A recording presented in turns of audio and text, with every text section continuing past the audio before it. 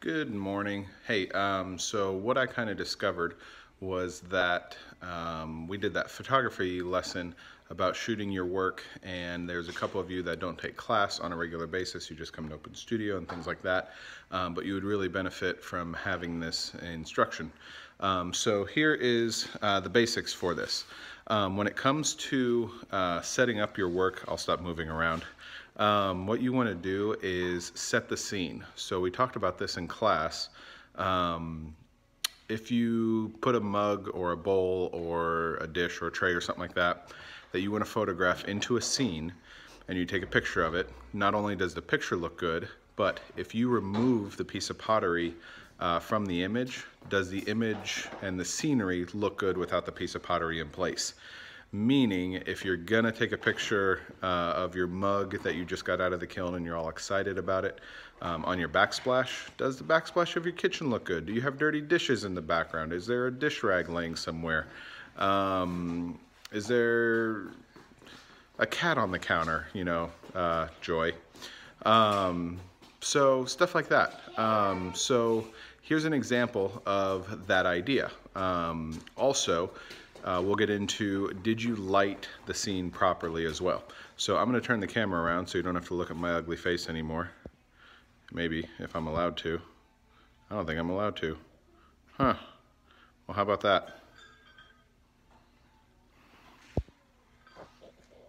Alrighty, so a little briefly, we'll do it behind me. Sorry for the ugly image. So there is the scene. Looks pretty fantastic. I'm going to take a picture of this mug here. And if you can tell, the scene's all not that pretty. We got the clay scale in the background. We got all that stuff in the background. We have some boards, which I'm going to use later. And the lighting isn't all that great.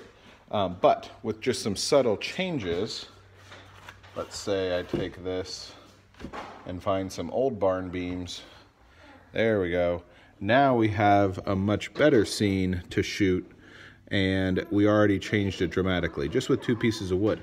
Now, the other thing I wanted to talk about was lighting. Ideally, if you could, get outside lighting. So, ta-da, daylight.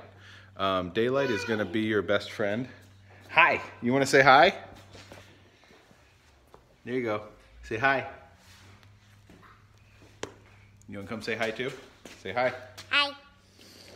But again, daylight is gonna be your best friend. That is why I use those lights here in the studio.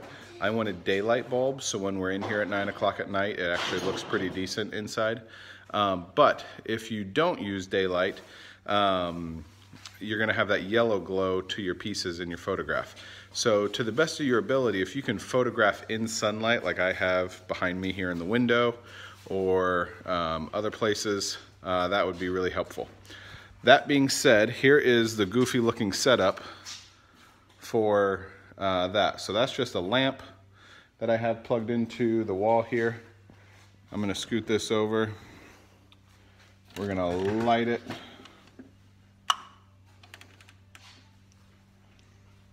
Okay, I'm gonna give that a second to warm up because it is a CFL bulb. Ideally, I would use an LED bulb that is, like I said, daylight color. That would be much better. But this is just for the purpose of the video. That way you guys can see that. Now that the the CFL bulb has warmed up a bit, we now have a much better lighting scene to shoot our work.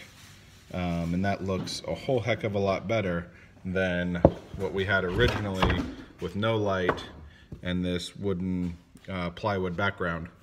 And you can change that dramatically just with some subtle things. And then there, if you step back, you can kind of see the way that is set up. So there's that option as well. Something else you can purchase, and I might set the phone down so you guys can see this. You can purchase what's called a graduated background, and this is how photographers used to shoot pictures. So it's a background that fades from black to white.